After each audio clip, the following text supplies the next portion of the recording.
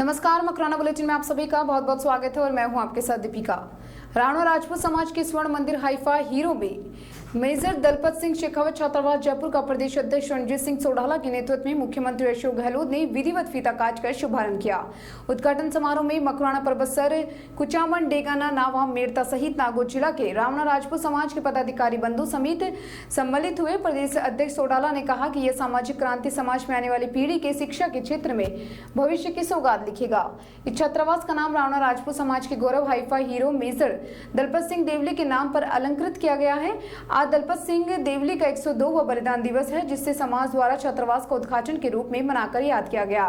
कार्यक्रम में जोधपुर शहर विधायक मनीषा पंवार, आंसद विधायक जबर सिंह सांखला, प्रदेश अध्यक्ष रणजीत सिंह सोडाला व अन्य समाज बंधु मौजूद रहे। कोरोना के चलते जयपुर मुख्यालय पर भीड़ एकत्रित नहीं करने के लिए आदेश को राणा राजपूत समाज ने सादगी से मनाते हुए जयपुर न जाके सभी जिलों, तहसीलों, मुख्यालय पर इस कार्यक्रम के सीधे प्रसारण को देखने व सभी को दिखाने का फैसला लिया, जिसके चलते आज मकराना से राणा राजपूत युवा मंडल मकराना द्वारा इसका सीधा प्रसारण अपने स्थानीय सभा भवन में चलाए, जिसमें युवा मंडल सचिव अजय सिंह पवार ने बताया कि इस मौके पर जय सिंह भागेला, मनोहर सिंह मनानी, गजेंद्र सिंह बुडसू, अजीत सिंह बरवाली, विजय सिंह पवार, पंकज सिंह मनानी, विक्रम सिंह भाटीपुरा, केशवर सिंह चौहान, राजकुमार सेन इत्यादि मौजूद रहे।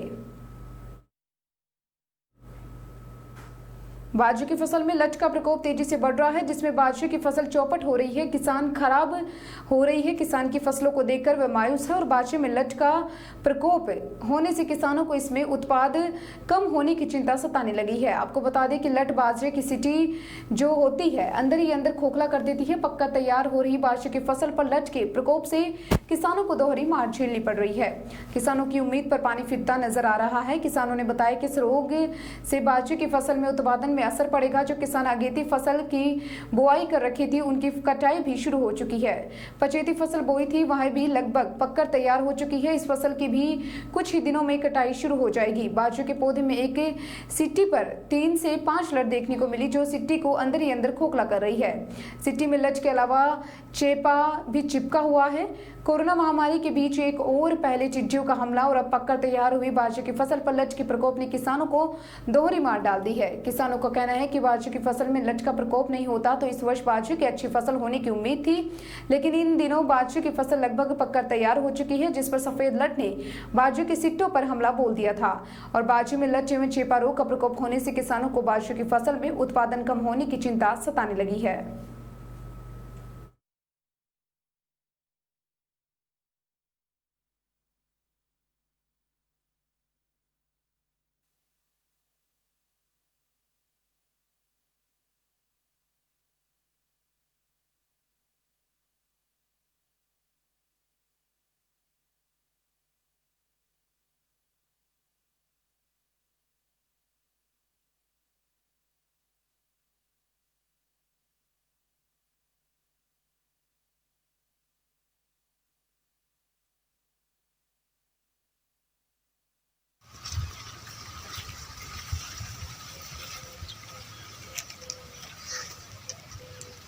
अब आगो जा पहले लिया पूरा लिया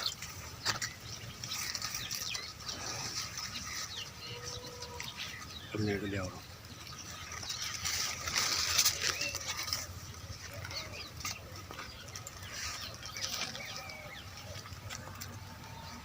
अब तो जाना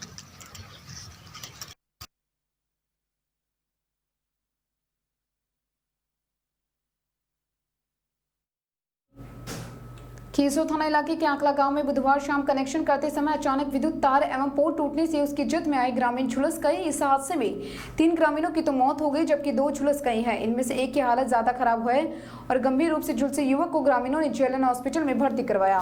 फिर मृतकों के शव को पुलिस ने मोर्चे में रखवा दिया है। गुरुवार सुबह पोस्टमार्टम के बाद शव परिजनों को सौंपे गए। इस हादसे के बाद प्रशासन और पुलिस में हड़कंप मच गया है। मौके पर एसडीएम राजकेश मीणा, थाना प्रभारी बजेंद्र सिंह पटवारी सहित अन्य अधिकारियों कार्मिक मौके पर पहुंचे और जायजा लिया। खीरसा थाना प्रभारी बजेंद्र सिंह ने बताया है कि हादसा आकला ग्राम पंचायत के हमीराना गांव का है। हादसे की सूचना 7 बजे थाने पर आई, फिर वे पुलिस जाब्ते के साथ पहुंचे। सांसद हनुमान बेनीवाल ने ब्राह्मण समाज के 3 युवकों की विद्युत तंत्र की लापरवाही से हुई मृत्यु पर शोक व्यक्त किया है। पुलिस प्रशासन मामले की जांच में जुटा है। घटनाक्रम को लेकर उपखंड अधिकारी राजकेश मीणा ने बताया है कि हादसे की स्थितियों को देखते हुए अभी तक ये स्पष्ट हुआ है कि अवैध कनेक्शन करते समय हुआ है हादसा। ग्रामीण जैसे अवैध कनेक्शन करने लगे तो तारों के आपस में भिड़ने या इस कारण की वजह से तार विद्युत पोल के साथ नीचे गिर पड़े।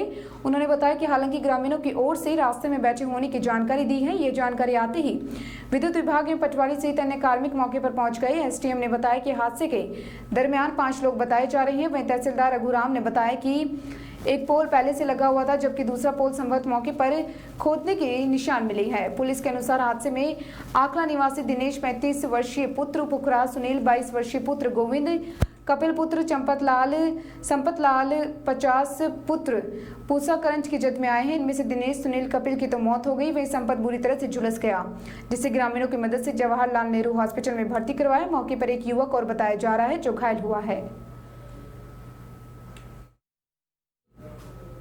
अजमेर संभाग के संभागीय आयुक्त डॉक्टर आरुषि मलिक ने एक दिवसीय खीवसर का दौरा कर आमजन की समस्या व उनके निवारण के निर्देश दिए हैं और पंचायत समिति में जनसुनवाई करते हुए उपस्थित अधिकारियों और कार्मिकों को कहा कि ग्राम पंचायत के आमजन को तारीख पर तारीख देने से काम नहीं चलेगा, लोगों की समस्याओं को समय पर सुलझाना होगा। मलिक ने कहा कि ग्रामीण एक समस्या को लेकर वह रोज रोज चक्कर काटता है, समाधान नहीं होने पर जिला स्तर पर यह संभागीय मुख्यालय पर उनको मजबूर होकर आना पड़ा। आयुक्त ने कहा कि अधिकारियों को नियमित दौरा कर योजनाओं की मॉनिटरिंग करे और कोई समस्या बार बार आती है तो ये घोर लापरवाही है, इसे बर्दाश्त नहीं किया जाएगा।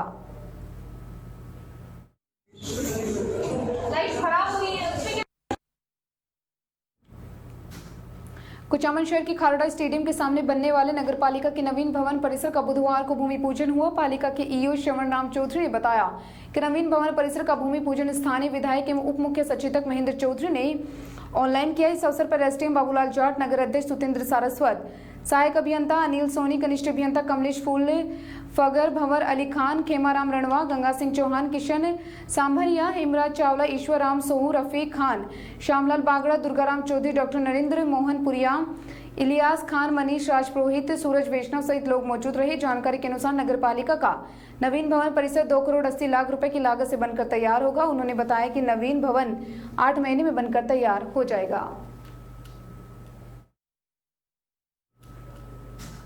माता बौर रोड स्थित सम्राट पृथ्वीराज चौहान पब्लिक स्कूल में जूनियर वर्ग के विद्यार्थी के लिए हिंदी सुलेख प्रतियोगिता और सीनियर वर्ग के विद्यार्थियों के लिए कार्ड बनाओ प्रतियोगिता का आयोजन किया गया। विद्यालय निदेशक महेंद्र विक्रम सिंह राठौर ने बताया कि हिंदी सुलेख प्रतियोगिता में जूनियर वर्ग के बच्चों द्वारा अपनी सुंदर लिखावट में एक पेज का लेख लिखा गया। इसी तरह सीनियर वर्ग के बच्चों द्वारा अलग अलग तरह के आकर्षक कार्ड्स बनाए गए, जिनमें birthday card, teachers day card और thank you card, greetings card आदि शामिल थे। प्रधानाचार्य कृष्णदाधीश ने बताया कि इन प्रतियोगिता को आयोजित करने से बच्चों में कलात्मक क्षमता का विकास होता है। हिंदी सुलेख प्रतियोगिता में आलोक ने प्रथम एवं शिबा और सूरज ने संयुक्त रूप से द्वितीय स्थान प्राप्त किया। कार्ड बनाओ प्रतियोगिता में कृष्णा जागीर ने प्रथम व कुमकुम ने द्वितीय स्थान प्राप्त किया है।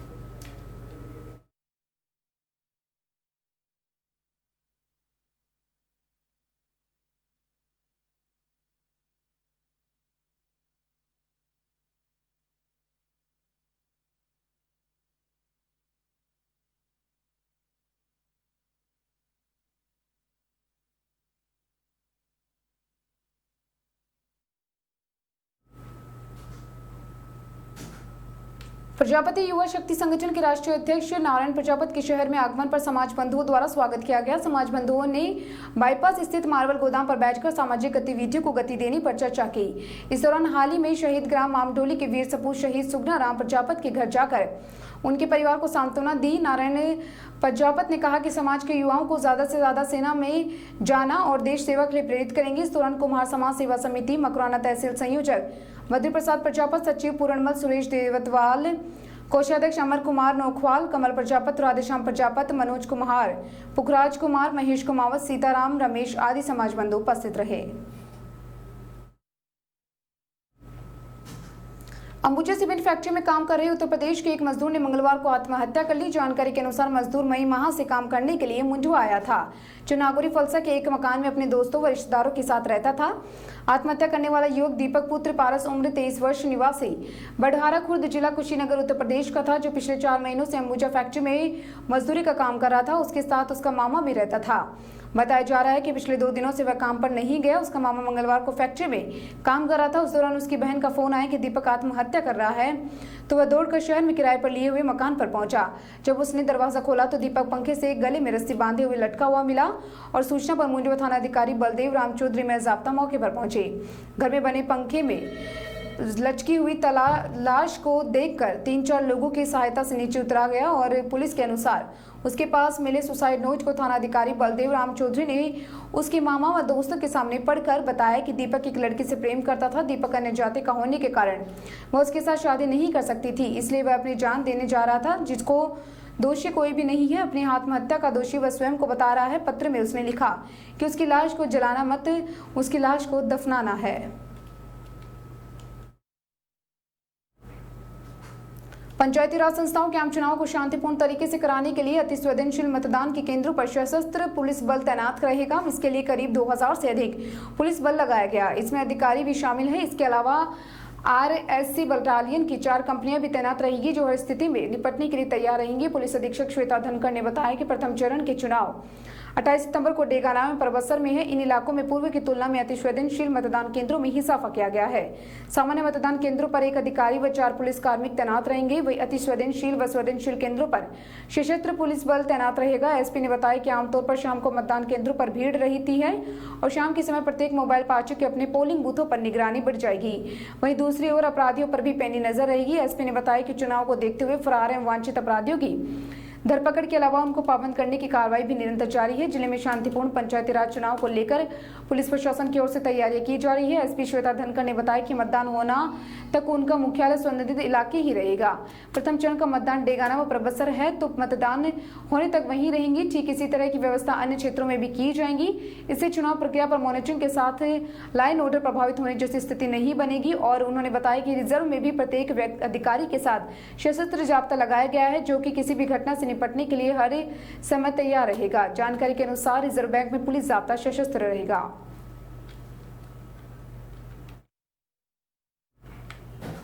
कोरोना से हुई मौतों को लेकर अब कमेटी तय करेगी कि कोरोना से ही मौत हुई है या नहीं। इसके लिए मेडिकल कॉलेज स्तर पर यह जिम्मेदारी दी गई है कि वे पता करें कि मरीज को कोरोना के अलावा और कौन सी बीमारी थी।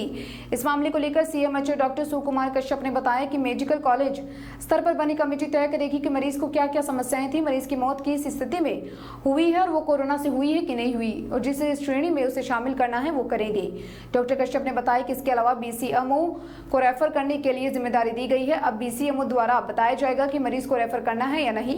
अस्पताल को मरीज की हिस्ट्री भी बताई जा रही है कि ताकि उपचार से आसानी हो सके। अब मेडिकल कॉलेज स्तर पर जो कमेटी बनेगी वो ऑडिट करेगी। हालांकि इस ढांचा कैसा होगा अभी तक तय नहीं किया गया। अब ऐसा इसलिए हो रहा है कि कोरोना के संक्रमितों की मौत के बाद बीमा कंपनियों भी दिक्कतों में मौत को किस श्रेणी में माना जाए। अब ऐसी मोटी समस्याओं को दूर करने के लिए, छोटी मोटी समस्याओं को दूर करने के लिए ऐसा किया जा रहा है। इससे आम लोगों को भी लाभ होगा।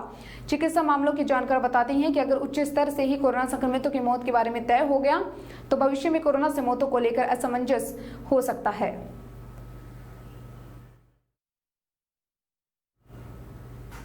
उपखंड अधिकारी के निर्देश पर नगर पालिका द्वारा आवारा गोवंश को पकड़कर गौशालाओं में भिजवाने का काम शुरू किया गया है। नगर पालिका के अधिशासी अधिकारी ने बुधवार को एक प्रेस नोट जारी कर बताया कि उपखंड अधिकारी मुकेश कुमार मूर ने 17 सितंबर को पंचायत समिति सभागार में गौशाला संचालकों के साथ बैठक आयोजित कर आवारा गोवंश गौशालाओं में भिजवाने के निर्देश दिए, जिसके पालना में नगर पालिका द्वारा आवारा गोवंशों को पकड़कर विभिन्न गौशालाओं में भिजवाया जा रहा है। बुधवार तक 59 गौवंशों को विभिन्न गौशालाओं में भिजवा दिया गया। वह कार्य आगे जारी है। फिलहाल कोरोना बुलेटिन में इतना ही और तमाम खबरों में बने रहने के लिए जुड़े रहिए न्यूज़ फ्लैश के साथ। नमस्कार।